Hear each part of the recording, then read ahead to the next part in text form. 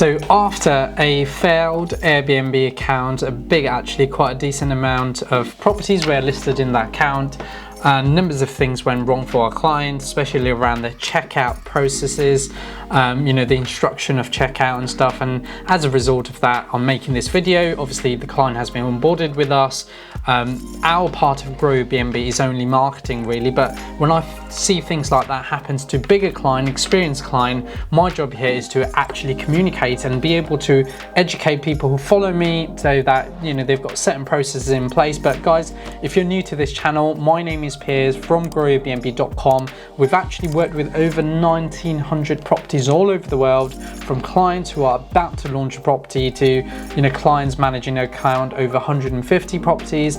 And then in today's video, I just want to share you what not to do, to obviously make unhappy clients and guests, and eventually your Airbnb account goes into a mode where it's not going to track your bookings due to those bad reviews and stuff. So in today's video, let's talk about Airbnb checkout instructions. So numbers of things. Why do you send a Airbnb checkout instruction when people should just check out, leave everything there in the right place and go? It's actually to avoid confusion, because you as a host have certain, obviously when you set up a property, you've got certain standards you've left it to, and what happens with guests is obviously they treat it like a hotel, and sometimes obviously with our manpowers, we don't need people to go and obviously trash the place or misplace things. Like it could be a car park permit being misplaced due to not having that communicated on a checkout instruction, and they can come back to you and say, hey, this wasn't communicated. So look, it's purely to avoid confusion, and secondly,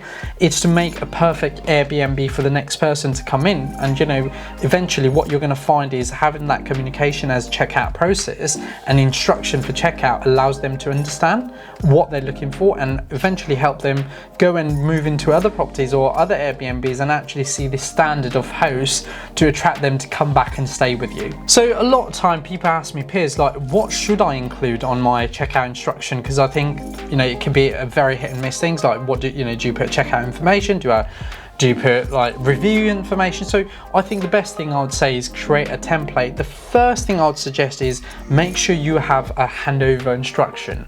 It could be a 5 pointers about what you expect from a guest, because you're saying, look, we've given you our property to come and enjoy with us, but also we want it back in a certain way. So very, very important. The second thing is obviously the checkout time. Now, what you don't want to do is, with all the information you've given them throughout the process, they might miss the checkout time and turn out to be, by the way, I thought my checkout time was at 3, but actually it's not. If you're looking at 11, 12, please make sure you have a fully bold letters to say checkout time this. However, if you'd like to check out after this, you can let us know.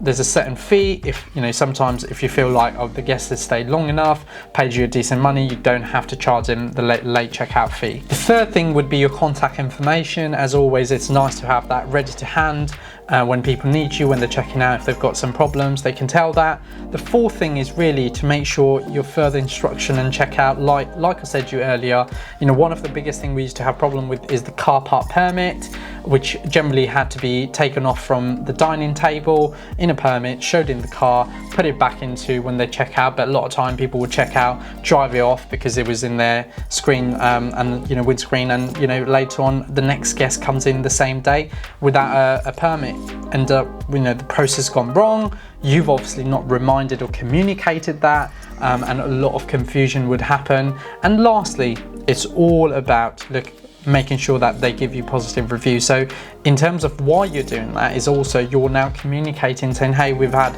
numbers of opportunities to communicate. We've given you the best service, told you everything you need about the property, the location, about the brand, and effectively give you some positive reviews to obviously help you grow your business. Now, a lot of time, again, I was having a conversation with a new starter client, and they said, Piers, I've gone through a mentorship somewhere, never covered all of that operational bits on me. And they said, well, look, what's the point of, they understand the process, but they were like, why should I be sending this? Is it automated? It should be, do I have to physically send it? And look, the reality is you can automate it, but the reason why you send that is it really encouraged them to give you the best reviews, because you know you constantly communicated. One of the things you look at Airbnb reviews, they ask how responsive you were in terms of questions and stuff, or communication wise, and I think having that numbers of occasion you've spoken to them always helps. The second one is obviously the opportunity for the next guest, because effectively by just doing that you get a great review. The next guest who's going to go, oh, let me have a look at review, and they've gone, oh, actually in September or August 2022 they've just had 3 guests who's given them a cracking review, and as a result of that you will be starting to able to increase more on your nightly rates, you know, and all of that to create trust with your next guest. And lastly, obviously the repeat business, because if there's someone who's going to come back, let's say in a year's time, back into that location, the first thing they're going to do is they're going to remember you, because you know of the communication of everything you've done in the business for them. So numbers of way you can again resend it to them is on, you know, prior to arrival you can have a checkout instruction, or say heads up notice checkout instruction, and then you can obviously pre-do that through your channel manager, or if you're using your Airbnb account. But also you can do that 24 hours before they leave as well, so actually you've got 2 instances to do it.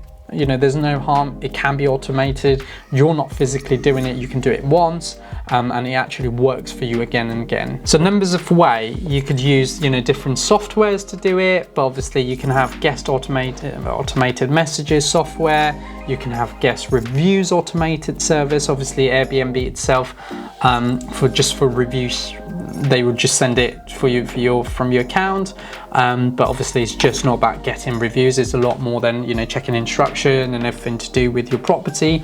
So using those software would be ideal, or you know, if you really want to go further into it, you can build a system in your software as well as your website. So if you pre-build that in your website itself, you can imagine how not only you're getting clicks into your website, but you're also directing kind of a diversion for your brand presence, because people will go off Airbnb into your website to read all of that terms and condition from your checkout perspective.